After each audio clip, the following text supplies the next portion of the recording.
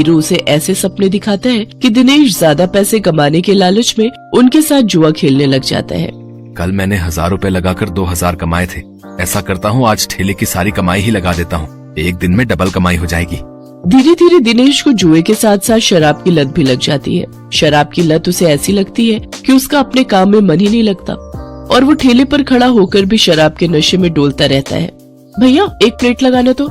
अरे लगता है इस आदमी ने तो शराब पी रखी है। चलो चलो, हमें नहीं खानी इसकी पानी पूरी, चलो दूसरी वाली पानी पूरी खाने चलते हैं। धीरे धीरे दिनेश के सभी ग्राहक कट जाते हैं और वो सभी दूसरे पानी पूरी वालों के पास जाकर पानी पूरी खाते हैं।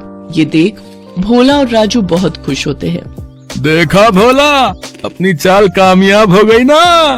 बिल्कुल सरकार, अब देखना उसकी पानी पूरी की तरफ तो कोई देखेगा भी नहीं, सब अपनी ही पानी पूरी खाएंगे। कुछ दिन ऐसे ही बीतते जाते हैं। अपने धंधे को मंदा देख दिनेश शराब और जुए की लत में और डूब जाता है और उसका बचा खुचा धंधा भी चौपट हो जाता है। ये सब देख संध्या और बंटू बहुत दुखी होते हैं। फिर बंटू अपनी माँ से कहता है, माँ, अब तो मैं कभी भी ठीक नहीं हो पाऊंगा ना। पापा तो अब सारे पैसे शराब और जुए में ही उड़ा देते हैं। तू परेशान मत हो मेरे लाल, बस ऊपर वाले पर भरोसा रख, एक दिन सब कुछ ठीक हो जाएगा। सारा दिन नशे में धुत रहने और धंधा चौपट होने के कारण दिनेश के घर में खाने पीने के भी लाले पड़ जाते हैं। माँ, अब तो घर में खाने के लिए भी कुछ नहीं बचा। अब तो लगता है भूख से ही हम सब मर जाएंगे। ऐसा नहीं कहते मेरे बच्चे, सुख दुख तो जीवन का हिस्सा है। आज बुरा वक्त आया है, कल अच्छा वक्त भी आएगा।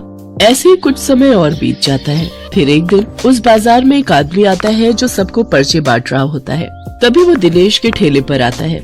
अरे सुनो भाई, पेप्सी पानी पूरी वाले, हमारे सेठ मंगल राम चाट भंडार वाले की तरफ से एक प्रतियोगिता होने जा रही है, जिसमें सभी चाट वालों के बीच कंपटीशन होगा। जो भी इस प्रतियोगिता को जीतेगा उसे पूरे 5 लाख इनाम और साथ ही हमारे मशहूर मंगल राम चाट भंडार वाले बाजार में एक स्टॉल भी लगाने को मिलेगा। मंगल राम चाट भंडार बाजार, वहाँ तो बड़े बड़े लोग आते हैं चाट खाने के लिए।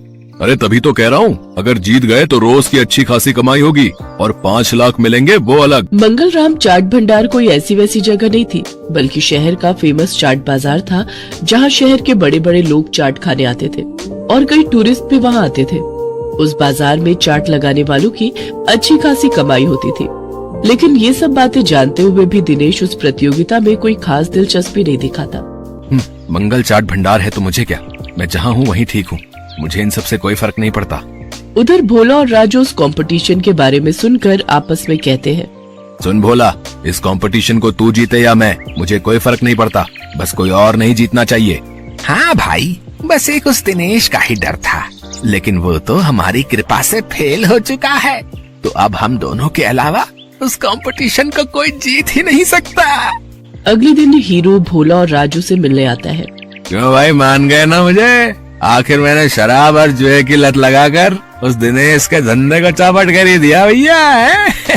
तुम्हारे एक बार कहने से ही तुम्हारे दुश्मन को कैसे ढेर कर दिया मैंने। अगर वो ढेर नहीं होता तो हमारा धंधा आबाद कैसे होता भाई? उसकी पेप्सी पानी पूरी ने तो हम लोगों का धंधा ही चौपट कर दिया था भाई। तभी उनकी ये सारी बातें दिनेश सुन लेता है और अपने किए पर उसको बहुत पछतावा होता है। मैं भी कितना बेवकूफ था जो इन पाखंडियों के झांसे में फंस गया और बर्बाद हो गया, लेकिन अभी भी कुछ नहीं बिगड़ा है। मैं इन सबको मजा चखाऊंगा, मैं इस प्रतियोगिता में हिस्सा जरूर लूंगा। यही बात मन में ठाने दिनेश उस चाट प्रतियोगिता में हिस्सा लेता है और अपनी पेप्सी वाली पानीपुरी की रेसिपी से इस कॉन्टेस्ट को जीत लेता है, जिससे उसे 5 लाख का इनाम मिल जाता है। साथ ही मंगल चाट भंडार में स्टॉल लगाने के लिए जगह भी। इनाम से मिले पैसों से वो अपने बेटे का इलाज करवाता है। बंटू पूरी तरह से ठीक हो जाता है और वो भी दूसरे बच्चों की तरह खेल कूद करने लगता है। दिनेश की पेप्सी